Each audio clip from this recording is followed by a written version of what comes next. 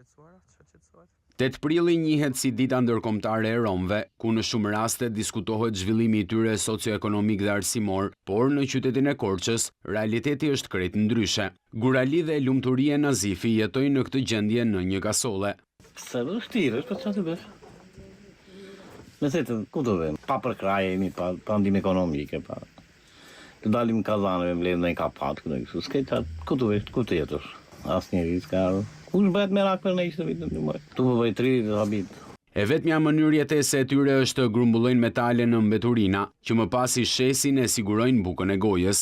Shumë e vështirë është. Shumë e vështirë të sëmur jemi.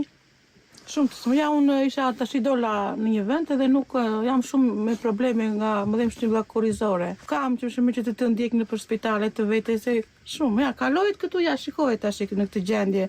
Rohet këtu në neve. Se deri dje kishim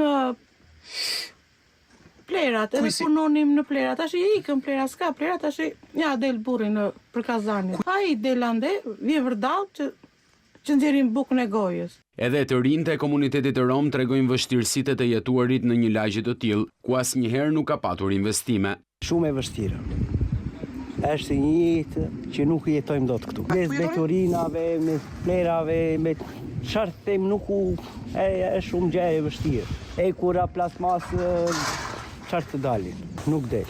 Kemi gjendje ekonomike, merremi me këto, s'kemi çfarë, punës ka. Një kasoll këri, me 2 fëmijë, nusen, mamaja, vllai me djalin, plasmas bidona, kazankave. Vështirë shumë, asnjë rregull. Në një vend pune, në një dhomë, në një shtëpi, çfarë tjetë e mundur, pa problem.